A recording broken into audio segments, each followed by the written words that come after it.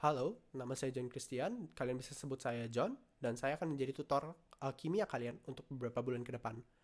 Nah, kimia itu sebenarnya bidang yang sangat luas dan sangat dalam. Kita bisa melihat hal tersebut dalam pecahan-pecahan dari kimia. Misalnya, kimia organik yang akhirnya mempelajari senyawa yang dibatasi oleh atom-atom karbon, nitrogen, oksigen, dan juga hidrogen. Masih ada beberapa atom lain yang bisa dibahas, tapi umumnya empat ini. Dari hanya 4 atom ini, ada jutaan pun miliaran struktur yang kita bisa dapatkan. Nah, struktur-struktur inilah yang akhirnya kita bisa mengetahui sifat-sifatnya. Contohnya, dalam dunia sehari-hari, kita bisa melihat yang namanya zat warna.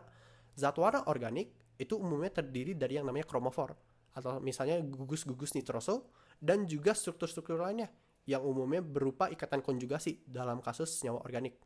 Jika kita bisa mengetahui bahwa dua hal tersebut adalah kontributor utama dari sebuah struktur untuk dapat bisa menyerap cahaya yang khusus, kita bisa membuatnya. Misalnya akhirnya ada senyawa-senyawa sintetik seperti metilen biru. Ataupun kita bisa melihat dalam senyawa umum. Jika misalnya ada bunga, senyawa apa yang akhirnya berwarna dalam hal itu. Misalnya dalam wortel ada beta karoten yang akhirnya dapat berguna untuk hal-hal lainnya juga. Sebagai dai sendiri, jika kita bisa mengetahui strukturnya, kita bisa memicu atau mereplikasi strukturnya juga, kita akhirnya bisa membuat yang lebih murah atau misalnya membuat alternatif. Seperti misalnya vanila yang akhirnya hanya dibuat secara sintetik dari vanilin. Jadi secara industri juga sebenarnya kimia banyak sekali gunanya jika kita bisa mengetahui strukturnya dan juga apa yang bisa digunakan dari struktur itu. Contoh lain, misalnya kimia anorganik. Kita bisa melihat sifat-sifat material, misalnya material magnetik saja. Contoh yang sekarang sedang digunakan sebenarnya mic.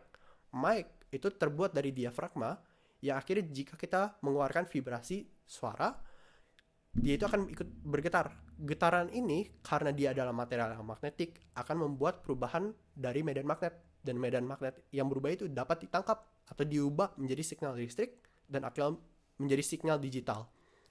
Nah, material untuk speaker sebenarnya kebalikannya.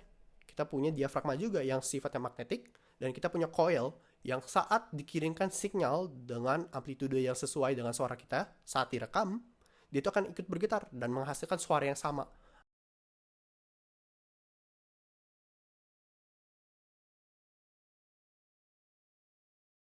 Nah, kita bisa melihat juga kimia analitik dan juga fisik yang akhirnya menjelaskan cara kita mengukur sesuatu. Contohnya di mana kita bisa mengetahui ada misalnya gas karbon monoksida yang sifatnya berbahaya, dan jika kita tidak tahu itu ada di situ, bisa akhirnya menjadi berbahaya.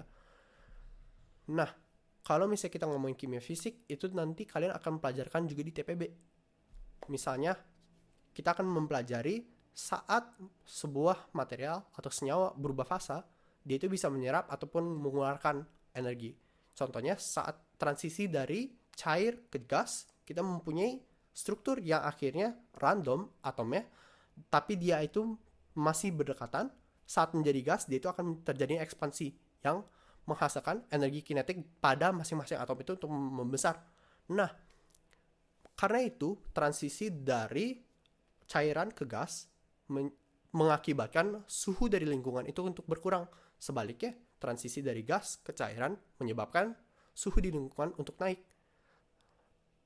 Kemampuan untuk memanipulasi hal tersebut itu akhirnya dapat diaplikasikan misalnya sebagai AC, sebagai cooler, dan untuk pendingin lainnya gitu, ataupun pemanas, karena prinsipnya sama.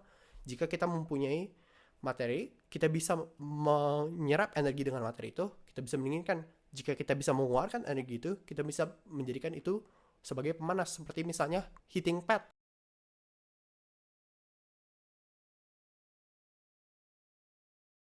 Jadi akhirnya kimia itu memiliki banyak aplikasi yang akhirnya membuat saya tertarik dari semenjak SMA.